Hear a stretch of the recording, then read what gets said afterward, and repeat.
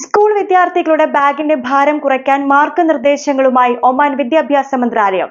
100 റിയാലിന്റെ നോട്ട് പുറത്തിറക്കിയിട്ടില്ലെന്ന് central bank of Oman. അനധികൃത ഉൽപ്പന്നങ്ങൾക്കെതിരെ പരിശോധന ശക്തമാക്കി ഉപഭോക്തൃ സംരക്ഷണ അതോറിറ്റി.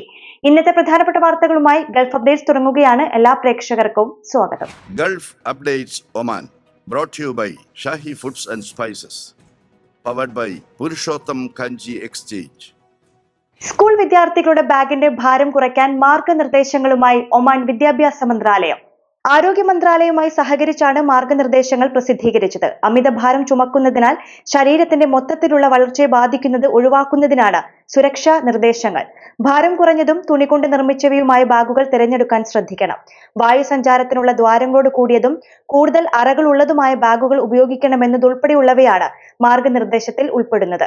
സ്കൂൾ ബാഗുകളുടെ ഭാരം കുറയ്ക്കണം എന്നുള്ളത് രക്ഷിതാക്കളുടെയും വിദ്യാർത്ഥികളുടെയും അധ്യാപകരുടെയും ദീർഘകാലമായുള്ള ആവശ്യമായിരുന്നു. മന്ത്രാലയത്തിന്റെ തീരുമാനത്തെ രക്ഷിതാക്കൾ ഉൾപ്പെടെ സ്വാഗതം ചെയ്തു. 100 റിയാലിന്റെ നോട്ട് പുറത്തിറക്കിയതായി പ്രചരിക്കുന്ന വാർത്തകൾ തെറ്റാണെന്ന് സെൻട്രൽ ബാങ്ക് ഓഫ് ഒമാൻ വ്യക്തമാക്കി. നിലവിൽ രാജ്യത്ത് 100 പൈസ, അര റിയാൽ, 1 റിയാൽ, 5 റിയാൽ, 10 റിയാൽ, 20 റിയാൽ, 50 റിയാൽ എന്നിവയാണ് പ്രചാരത്തിലുള്ള ബാങ്ക് നോട്ടുകൾ. ബാങ്ക് നോട്ടുകൾ പുറത്തിറക്കുന്നതിനോ പിൻവലിക്കുന്നതിനോ ഉള്ള വിവരങ്ങൾക്ക് ഔദ്യോഗിക സ്രോതസ്സുകളെ മാത്രം ആശ്രയിക്കണം. ആശയക്കുഴപ്പമുണ്ടാക്കുന്ന സ്ഥിരീകരിക്കാത്ത വാർത്തകൾ പ്രചരിക്കുന്നതിനെതിരെ ജാഗ്രത പാലിക്കണം. ഉയർന്ന മൂല്യമുള്ള നോട്ട് പുറത്തിറക്കുന്നതിനെ കുറിച്ച് സാമൂഹിക മാധ്യമങ്ങളിൽ പ്രചരിച്ചതിനെ തുടർന്നാണ് അധികൃതർ വിശദീകരണവുമായി രംഗത്തെത്തിയിരിക്കുന്നത്. ദേശീയ കറൻസി സംവിധാനത്തിന്റെ സ്ഥിരത, വിശ്വാസ്യത, സുതാര്യത എന്നിവ ഉറപ്പാക്കുന്നതിനുള്ള പ്രതിബദ്ധത CBO ആവർത്തിച്ച് വ്യക്തമാക്കി. അനധികൃത ഉൽപ്പന്നങ്ങൾക്കെതിരെ പരിശോധന ശക്തമാക്കി ഉപഭോക്തൃ സംരക്ഷണ അതോറിറ്റി. ഈ വർഷത്തെ ആദ്യ പകുതിയിൽ വിവിധ ഗവർണറേറ്റുകളിൽ നിന്നായി മാനദണ്ഡങ്ങൾ പാലിക്കാത്ത 28,129 ഉൽപ്പന്നങ്ങൾ പിടിച്ചെടുത്തു. ഏറ്റവും കൂടുതൽ ഉൽപ്പന്നങ്ങൾ പിടിച്ചെടുത്തത് മസ്കറ്റ് ഗവർണറേറ്റിൽ നിന്നാണ്.